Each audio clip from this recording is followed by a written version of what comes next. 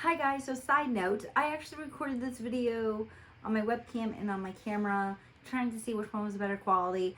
Obviously my webcam has a little bit more crappier quality because it's not a camera, but I realized after editing this video that my makeup was halfway down on my nose. You try your best, but you don't succeed. Because I wiped my nose. Um, and so I'm not going to use that clip. I'm going to use the clip on my webcam, but you'll notice that through most of the video, I'm like up here looking at you, not down here looking at that camera, because I thought for sure I was going to use the quality right there, not that quality. So I apologize for not looking at the camera, which is usually what I do, but yeah, I apologize. I'm sorry.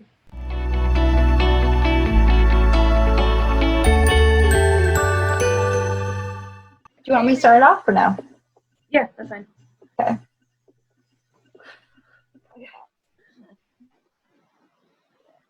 Hi guys, welcome back to another video. My name is Morgan, and today we're going to be talking about The King, episode 3.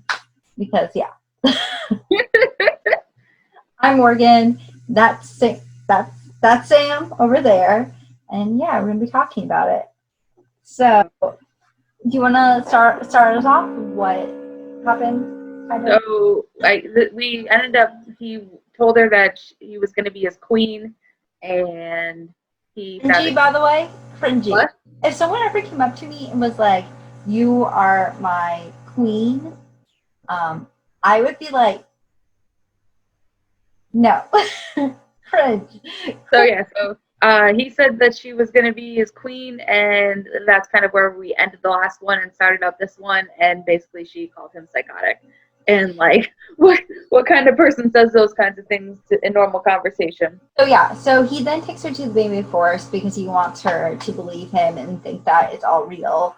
And while he's there, obviously nothing happens. No doors open. Nothing happens.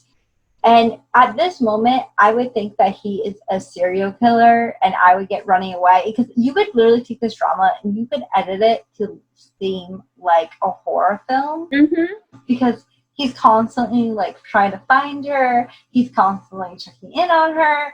He's constantly going to her house and he brings her to a forest. I'm not saying, but I'm just going to say, someone's going to get right. Like, I don't know, like. You don't go into a forest with a guy you just met and expect to come out alive. I don't care if they're tough or not. Clearly, they're not. There's no weapons on them. Clearly. And then, do you remember the scene where the fangirl gets a job at the palace? Oh, I know, right? I love it. Oh, it's so random, though. What? The fangirl is the coffee shop owner as well. What? Yeah. Really? Hold a minute. I gotta look at this. I have the people here. I have like my notes of all the people that are in the drama. You're probably right. I didn't see. I'm such a bad person with faces. I don't recognize people at all. She's even talking to him or talking to her.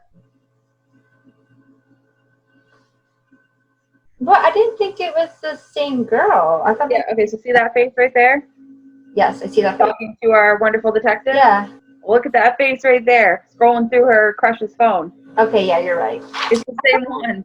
See, this is why I get so confused, and it's not like I'm like, oh, all Asians look the same. No, I'm just like I'm super bad at faces, even white people faces. So that confuses me so much. But hey, I didn't pick it up. I'm glad you did because that's really cute. That she has a crush on him, and then hopefully in the other world they'll get together. I noticed that, and that was something that, like, I was like, oh my god, like, light bulb clicked, because I didn't really see her face very well last week. Like, I did when they were at the rowing tournament, but I didn't see the person who, because she got out of the car and she went to the coffee shop, I didn't see her face very well. Yeah. I did this week, though, and I'm like, wait a minute, I know you. You. So, and then I'm like, oh, stuff is clicking now. I Yeah. got you. I get you. But did you think it's really awkward that the court lady, okay, ma'am, was like, do you have any friends? And she's like, I only have one. Do you have money? And she's like, well, I was never like tight for money. Like, I get the point of the question because they're just trying to make sure that she has enough money, that she's not going to do stuff for money, that she's not going to like gossip to other people. But just because you have money doesn't mean you're less greedy to sell a story, or just because you have friends or not have friends doesn't mean you're not Right. have like a quiet mouth. And I just found it to be super weird. And oh, by the way, I've been following you for 4 years and reading all of your fan fiction.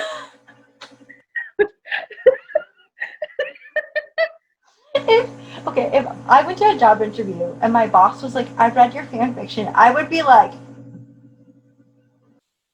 first off, I don't write gross fan fictions. I'd be okay. But like, if I did write like smutty ass fan fiction, I'd be like, that's not me. That's not me. You got the wrong girl. I'm sorry. Yeah, but I'm just like, oh, like I love the court lady anyway. She's adorable, but like, Yeah. she's like, oh yeah, I've been like reading all your stuff because they're bringing her in to like spin a really nice story, so that way the prime minister gets off their butt. Yeah, pretty much. And so about the prime minister, what were you saying? Oh, I was gonna say, so who better to spin a really false story is a fan fiction writer? Oh, exactly. But talking about the prime minister, she is having a meeting because she's trying to veto basically the raises of these assemblymen. And then we have this one asshole assemblyman who like is such a dick to her. Oh, I know, right? Yeah, the fact that he was pretty much, what did he say to her? He's like, you spend too much time applying your makeup than actually running the country. Right. Which, you know what? We kind of had the same comment, but then she was kind of a badass and was like, yeah, you may have helped me get here, but I'm now in this position and I'm here for the country and not for you, for the party, so back off. And I was like, oh, yeah, okay, so we got some girl power here. She's not all looks and makeup. I don't know what the ulterior motives are, but we at least get some badassery out of her. Yeah, exactly. And also, like, I like the fact that we're seeing it and that she doesn't let anyone talk to her that way. But also, I don't know about the other guy, the guy that was like, when she was leaving, there was a guy who was eating nuts. I don't know his name. I think he's like something Kim. But I find him to be he looks so awkward. And like, he definitely has a wig. I'm sorry, I'm trying to look down my notes and see if I can find his name. Don't have his name for some reason. But he is the assistant. Not assistant, but he has to be something for her. So, backing up a little bit, we get a new detective. I love that scene. Oh my god. When they put the handcuffs on him. Yeah. Can we just call him Rose, please? Through the whole drama. His name is now Rose. I know his name is like Jane Michaels. No, it's Rose. It's Rose. I love the fact that he walks in and you think that he's the thug, because he's like the typical K-drama thug. He has like a little cut right here. He's wearing that like cheetah print outfit. You think that he is the person who is going to, obviously be the person who is being arrested.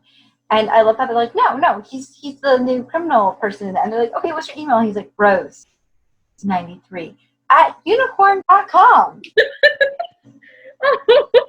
You know who he reminds me of? And it's going to be a very, like, weird reference, but you remember in Tangled with the guy with, like, the little unicorns when they're in the Ugly Duckling? I've never seen Tangled before. Disappointed! I'll send you a picture of it. Okay, send me a picture. So they're, like, in Tangled, if you haven't watched it before. She goes to this tavern, and it's supposed to be, like, all these, like, big burly men, and she starts singing, like, if you had a dream, or I have a dream, or whatever. And all of a sudden, these big thugs are like, I play the piano, and, like, I bake. And one guy's like, and he has, like, ceramic unicorns, and he goes, this is a little ceramic unicorn. And you're, it's so That's what he reminds you of? So when he was like, "Oh yeah, my email's rose93 at unicorn.com," I'm like, "Oh no." That's hilarious. Also, like, I love how gullible he is and how, like, he's just like a teddy bear. Also, the actor who plays him is actually a musical actor. Mm-hmm. He was in, like, Kinky Boots, and he was in Death Note, which is where I recognized him from. But I'm really excited to see this character because he seems super gullible. Also, like, when he found the rod, when he went to go look for, like, the weapon, he was super like, I found it. They're like, okay, take it to friend or take it to be checked on. And he's like, I'm so nervous. I'm so nervous. I don't know what to do. Like, that's really me when a boy comes to talk to me. I'm like, Yeah, he's a teddy bear and he must be protected at all. yes. But also, talking about another member, which is a member that, like, I think this is, like, my favorite character in the series. Like, I have decided you are my favorite character of the series, and that is Shinjae, who is her fellow officer, who she basically I wouldn't say grew up with, but basically she taught him taekwondo. Yeah. Taekwondo. But we get a little bit of his past in this episode about him meeting up with those, what do you call them? Thugs, I guess? Or they're gang members. Mm-hmm. But did you not laugh when he put that guy's face in money? Like, I laughed. Mm-hmm. That was very funny. Like, so he goes there and he's basically being bribed to, like, I guess, like, look the other way. Yeah. They're happening. Yeah. Yeah. And he slaps him in the face. And I think that slapping someone in the face is a lot more powerful than a punch. Does that make sense? I don't know. Like, slapping, I feel like sometimes it's like people view slapping as something that you're below me, I guess. Sometimes I get that kind of feeling from it.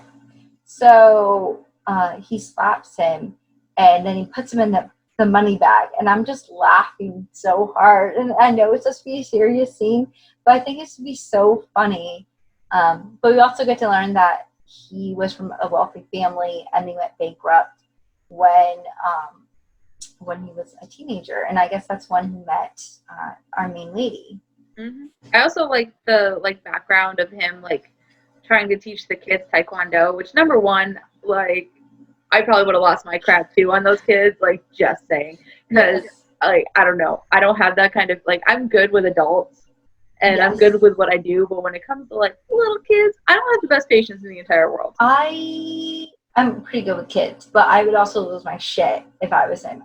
But he's just guys, and then he was like, guys, and then he starts yelling at them, and then they all start crying. I'm like, you little craps, come on. Got that happen though, because then at least he's able to become a detective because he was able to follow that footsteps. Yeah, because Tails' dad gives him the police academy book or whatever, so that kind of brought him onto the next step. So I mean that was a nice little backstory. It wasn't too over the top, but it gave you a little bit of insight of how he got to where he got, which was really nice. Yeah, and then we have we have Gon, the king, basically out shopping with his bodyguard's alter unsub, and you can see the unsub has a bruise on its wrist, and it's because of the fact that Takeo, the main girl, she handcuffed him because she got pissed because he gave God her number, her office number, and she's pissed. But it's so cute that he was God was okay, you are the internal sword in this world, which is such a high ranking or a high thing that he could give you. And the guy is just you're crazy. I'm crazy. And he walks away, and I just think he's so cute that he's God's just I miss Young, and I miss okay, now I'm my court lady, and I miss them, and I'm I just found it to be so cute. He's no, I miss you, but that fact that that's his friend, but that's not really his friend. And that's got to be heartbreaking too. But we find out later that he put himself through unnecessary grief because there was no reason to. But anyway, when he was just pushing the cart and throwing the food and everything, dude, you got me hurt. Back off. Leave me alone. You bring me pain. Exactly.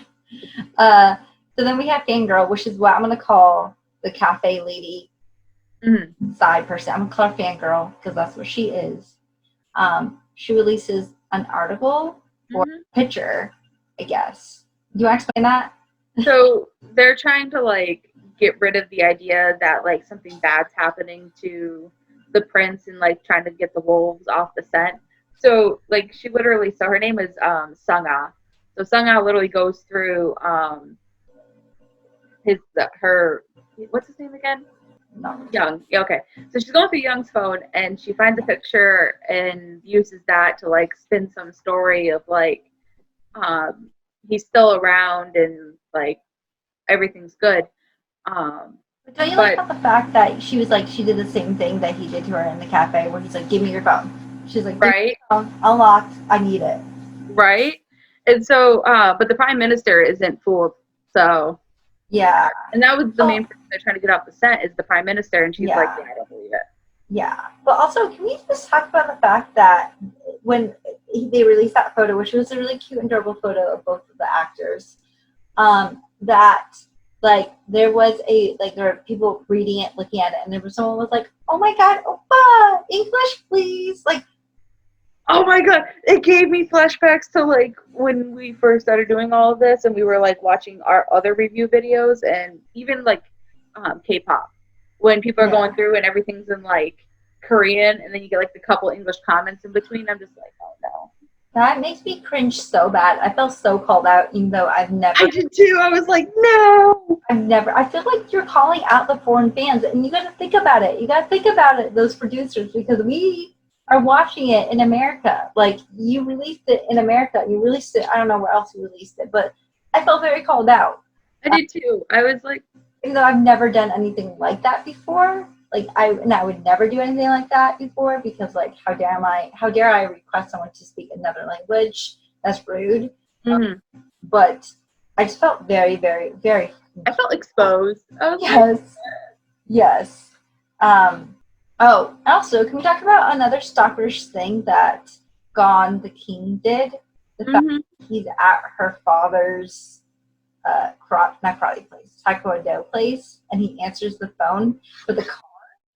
Like, because she's broken down. So she breaks down, and then she goes to the car. She goes to call her father, and he picks up. First off, if I was her, I'd be like, She pretty much was, and like, but it was funny. He hung up on her.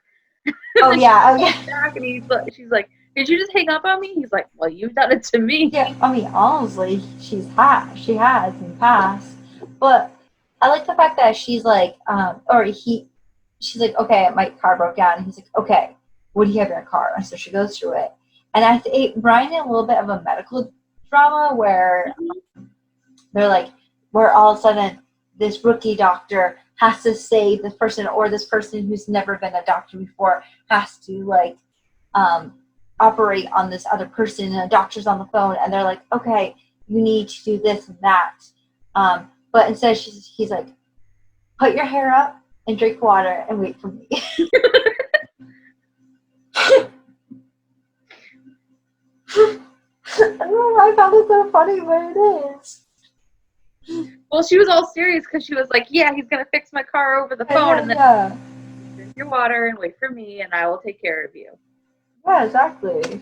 So, the other thing, so what happened in that scene later on was that time stopped.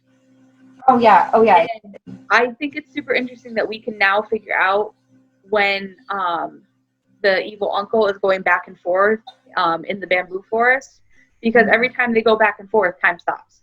Yeah, and I honestly think that was the case too with the time travel, was that they can know when each other are going, and maybe if the flute was together or the recorder was together, this wouldn't be happening. So here's my question. All right, so we now know how to tell when they're going back and forth through the portal because like time stops.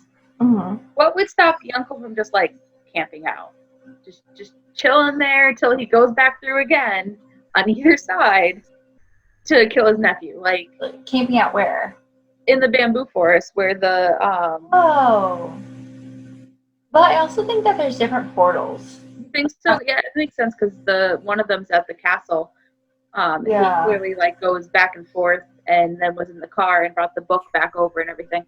But I'm Yeah. just like, it doesn't make any sense. It's like they can tell when everybody's going back and forth. Like, why don't you just camp out and hang out, and then like kill the other person when they come back through? Maybe we'll have to wait and see if that's true. But at this moment, he doesn't know that his uncle's alive, or he doesn't. He thinks he is, but he doesn't know for a I fact think that he's so. He's alive. not sure. Yeah, exactly. So Tatel and Gon are now at a restaurant, and the DNA results have come back, and there's nobody in the world that that DNA belongs to, which is weird because his younger self is dead. Don't you think they'd have DNA? DNA doesn't change as you grow up. Yeah, but also like I kind of thought that was going to be the case because in the earlier in like the show, didn't he tell her like, oh, like I wonder if I'll have the same DNA because even twins have different DNA. So I think they were trying to like hint at that. Yeah, but twins don't really have, like, fraternal do. Fraternal are just as different as siblings, but identical are monozygotic. Yeah. Cool. So identical are monozygotic, which means that they have like different mutations of the DNA, like their face might be adjusted a little bit differently. Mm. But for the most part, like it's exactly the same. The only thing that changes with twins is fingerprints. Mm. So the DNA should be the same. Yeah. In theory. But at the same time, like if he's dead, like I guess you could destroy all the DNA because it doesn't matter anymore. Yeah, that's true too. I don't know. I find it very interesting, and I also knew that was gonna. I felt like that was gonna be the case, and I hope that like I honestly like was like wanting him to figure it out faster because like although like I got really annoyed that he was just like pretty much like, oh, I'm in a new parallel universe. I get it right away. Mm-hmm. I felt really frustrated that this is like the third episode and she's still being kind of like. Yeah, but I thought it was also interesting too when he was talking about like in the past 2 episodes he was talking about like when their timelines deviated. But I think it's very interesting when he was talking about how like they're almost at war with Japan and like how much like that one deviation changed the whole world. Yeah. Because when you think of Japan for the most part in our history, they're pretty like peaceful people. Like they don't really like outwardly go against. I think after Hiroshima and all of that. Yeah. As of today, like we view Japanese culture as very peaceful and very like, yeah. But we're not gonna kill you. And then they're like, oh yeah, we're like 30 seconds from starting a war with Japan. That and North and South Korea don't really exist. It's all one country. Well, like I don't know. The whole thing with Japan, that's a whole complex thing that me as a foreigner, I don't have the right to talk about. I do know that Japan did some really fucking shitty things to both China and Korea. But I can see why the writer took that situation of Japan and made how these two countries went off two separate ways. So I find that to be really interesting. So yeah, no, but I just thought it was super interesting. They're like, oh yeah, well our capital is in Busan because it faces Japan, where like the Republic of Korea, the capital is Seoul, and it's like little things like that like minus the fact that they have a whole monarchy and like an entire parliament and everything. It's the little things like that like kind of deviate their two timelines from each other. Yeah. And I think they tucked that like Japanese conflict in there because something's probably going to come of it later. Oh yeah. It's not something you just mention and then just like fleeted away. Like yeah, there's going to be conflict. Yeah. But can we please talk about this creepy bookstore? Like that the scene where the kid's playing with a yo-yo. And oh, I know. I was like, what the fuck is happening? But I guess that's a way for him to get messages, and knowing what's happening. Mm-hmm. I don't know how exactly that would work though, because that bookstore is in South Korea, right? Mm-hmm. Yes. So how are they getting messages there? I don't know. I don't understand. I don't know. A cupboard like Harry Potter, like you throw it in, it goes through the next universe. Maybe it is a cupboard. I don't know. I guess we'll have to see and find out. I'm really interested in how that works. But we also see a little bit more of the Prime Minister and where her family is. Like, her mom works at a street market, and I love how she's like, Mom, like, you don't have to actually work. You have to pretend you work here. Mm-hmm. Which I don't, like, I kind of got, like, how she's saying like, Mom, I make enough money, I cover you. You don't need to work. But I love how her mom and her bicker. Right. And she's like, Mom, why are you watching the kids? Like, why are you babysitting? Like, you shouldn't be babysitting. But you can definitely tell that they definitely love each other. And yeah, because when she goes inside and everything, because you can tell she's kind of running on like full alert all the time. That when she finally like had 30 seconds to relax, like she went right out. Yeah. So she's got a lot of like she's under a lot of, you can tell that her character's under a lot of stress. Yeah. And it was finally like a moment to like relax. Like she was in a safe place with her mom. And then her mom's like, am I going to feed them? Like the guards out there. And she's like, no, they'll take their lunch in rotations. Just make me food. Yeah. Who do you think left the umbrella? I'm assuming Rim. Yeah, Rim. That he left the umbrella. Because isn't that umbrella the flute? I'm so confused. So, yeah. So the umbrella has the flute on the top of his, like the handle. It's like Hagrid's wand. And then Gon's half of his flute, I think, is in the whip. Yeah. So that's where both those pieces are. Because I was trying to figure out, like, how he was going back and forth and why he was carrying the whip around with him, like, at all times. And then I was like, oh, it's the other half of the flute. He doesn't want to lose it. Yeah. That makes sense. Get stolen. Yeah. But talking about the whip, so we got to talk about this scene. Okay, so basically, she and Shinjae go to investigate this person who there's this whole crime going on, and I don't know if this is really important to the drama. I don't know how it's gonna stack among each other, but she and him go to basically the house, the woman's house who got murdered, and it seems to them that she got run off by loan sharks. While her and Shinjae are there, they see these thugs that come, or men, or loan sharks that come, and unfortunately, Shinjae actually sent one of them away to prison, and they're about to get into the serious fight. Like, she's putting up her hair, she's getting her hair, and then who shows up? A stalker. Gon's just like, sup, I'm here. I'll watch the fight. Like, y'all have fun. Yeah, I'm wearing these cool orange glasses. I got my whip. I'm cool, you know. And of course, they get into a fight, and like, I'm like surprised that he didn't step in, because like she's getting like pushed to the ground. Like, I think at one point she got kicked to the ground, and then she got up, and then she has like all these cuts on her face, and he's just standing there, be like, yeah, I'm good. The moment that the loan shark brings out a knife, he's like, you cheating! I gotta. But like, he threw his glasses, and I'm just like, why are you throwing those nice orange glasses? Like, you're in sync. Like, why? Just for dramatics. Because I can't pull up dramatics. But yeah, when he went like full friggin' karate with that whip, I was like, come on, dude. Because he did talk about was it episode 2 or episode 1 or whatever, he started talking about like how many different martial arts he did. So at least like it wasn't all talk. Yeah, but also I feel like if I was her, I would start to think that he was a secret agent. So I'm like, he doesn't tell me his name. He's like, he's just so weird.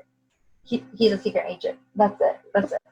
Well, I love the like way he found her too, because he was like, "Oh yeah, I just checked your GPS for like addresses you looked for, and it was either here or the forensics lab." I mean, he's smart, but he's smart, but he's stupid. He's such a stalker. I know. But I like how after their fight, right? After their fight, they're at this convenience store, and Shinjae is getting medicine for them, and how he gives her a popsicle, and she's like, you only got one. There's 2 of us, and he's like, we'll split down a middle. She's like, okay, and then you see him. But there's 3. There's 3. It was so sad. And I honestly think that Shinjae just not like gone at all, because when he dropped him off at his house, or I guess where the horse was, he was questioning him about his crust, and he's like, where did you get this salad? How's the saddle? And he's like, well, even if I knew, you wouldn't be able to go there because obviously it's a different universe. And I can definitely tell that Shinji does not like it at all. Well, it's because Shinji likes tail and Gon likes tail, and like so it's just territory. We'll talk more about that in our like end part of this video about that whole triangle, circle, square. I don't know. It's like a triangle. I never really understood triangles, by the way. Because, like, you gotta... Okay, I'm not gonna get into that, but... gotta, like, she gotta like him, he gotta like him, and then he's gotta like her? I don't understand. Okay, logistics. But, eventually, Tail finds out that Gon has actually left. Because I think, like, he's told her before, like, I'm leaving, and she's like, yeah, sure, okay, bye. Like, I don't think she really took him serious, you know? Right. And then when she went back to the yard and found that he wasn't actually there, do you think she regretted not saying goodbye to him? I mean, not, like, really taking it serious? Yeah, and I appreciated that. So the altar of Crush Girl name is Nari. Mm-hmm. And they were talking, and when Tail was like, I wonder where he went, Nari was like, oh, he must have gone back to his kingdom. I'm like, the crazy girl's the believer. Okay. Yeah. But yeah, no, I mean, even though he was like, she keeps calling him insane and everything, like, she did have, like, some weird form of a connection with him. Yeah, but when, she did. like, you have a broken connection that never had any resolution, you're going to feel a little bit of loss with it. Yeah, I think she's just wondering if he's okay, too, if anything. Also, like, one last thing I want to talk about, though, about this thing is when the glowing star, we see it when there's thundering. I can't help but wonder if, of course, that's a side effect of the what he went through. I also think maybe because of if the flute broke, but why hasn't Rim have any side effects? I don't know. Also, we definitely know that his uncle's up to something since he has basically a small army on the race fields, or if it's a salt field. Right. Thoughts? But yeah, I'm wondering, like, one, why does he not have side effects? Two, why is he not aging? Why is he still so young? I think it obviously has to do with the flute. I also think it's maybe because he... Or is it because he's passing back and forth through the portal so much that, like, time doesn't have time to, like, progress for him? Maybe. Because he hops back and forth a lot. And, like, when he... Well, that's the next episode. But, like, it seems like he hops back and forth a lot. And so is it, like, time hasn't caught up to him yet? Like, who knows? Again, another Tangled reference. Is time eventually going to catch up and then he's going to, like, burst into, like, ashes everywhere? I don't know. I don't know, honestly. I just assumed that he was time traveling or that he went to, like, limbo. I don't know. I mean, I guess time travel isn't completely out of the question right now because we still need to know how young Gon was saved with the badge from Tail. And clearly that came from the future. So who knows how it got there. So time travel's still not completely out. Yeah, exactly. Oh, another thing I want to add about Shinji, before I forget, is that, you know, his, like, I like that we got a lot of his background in this episode. Like, we find out, one, that his salary is getting seized again due to his mother's gambling issue, that he lost his money when he was a young teenager, and that he basically only became a police detective for her, which might make the whole thing of her and Gon really more heartbreaking, I guess. Makes sense, because she, like, here's this guy, comes in on a fucking horse, and here's him, been with her all her life, and who's gonna get the girl? Poor guy. Let's see, horse guy. Which is unfortunate, because I really like Shinji, and I don't really think, like, he hasn't done anything, like, horribly wrong, and he's clearly been there the entire time. And I really liked back, like, when they were in the junkyard and everything, and they started naming off their ages of, like, who was going to go. Yeah. Like, it's kind of like a weird back and forth because he's older than her, but at the same time, she's kind of been his senior this whole time. It's kind of a weird dynamic. But Yeah. like that, Definitely. I really feel like she kind of sees him more as a brother than like a guy, if that Yeah. makes any sense. I don't Yeah. think like she ever like has seen him as like a romantic aspect. I completely agree. But what are your final comments about the drama? Do you have any final things like, did you like it? Did you not like it? I feel like the first episodes of like the two parts always are like the more boring ones. Like I always like the second one better than the first one. It's just Mhm. like I feel like with it a lot of times it's like story setup so that way you can get to the next episode. Mhm. So I mean I liked it because we got some kind of character developments and we got to hear more about like the kingdom of Korea and it didn't feel like what do you call it, like an info drop all of a sudden, like they Mhm. just didn't info dump everything onto us. Mhm. We're learning more about that world as we go. And I'm liking that I'm finally catching characters on both sides, so that way I like we could follow them a little bit better and Yeah. like Yeah. see how the personalities are similar and how they're different in each world. Exactly. For me, actually, I'm struggling a little bit with this drama. I think I've talked to you a little bit about it. I guess since I haven't been watching Korean dramas for a long time, it's hard for me to get back into them. I just feel like the fact is that this drama has not have anything really, anything that's really made me I don't know, pop out to me. I Mm-hmm. think that Gon doesn't really have that much of a character development towards him. Like, why does he love her so much? Like, she hasn't really done anything for him except save him, and maybe that's like the thing that drove him to love her because she saved him. Mm-hmm. But that doesn't really make enough sense for me, and it doesn't really I don't know. I felt like it maybe should start more like he is wants to know who she is, and then eventually they fall in love. But also the whole thing of him being like this rich king. I guess we see it a lot, like rich CEO. And Mm-hmm. although I love Lee Min Ho, he always plays like this rich CEO who's kind of bratty. So I want a little bit more from him. But you know what? It is what it is, and I can only hope that it's going to get a lot better. Right. So yeah, so that's episode 3. We hope you enjoy it. Leave any comments down below or whatever, please do it. We like to read things, or at least Sam does. I do kind of. I mean, I have a whole book channel, so I know if I'd like to read. Right. But anyways, thank you for watching this video, and don't fall for a guy on a horse. Okay, bye.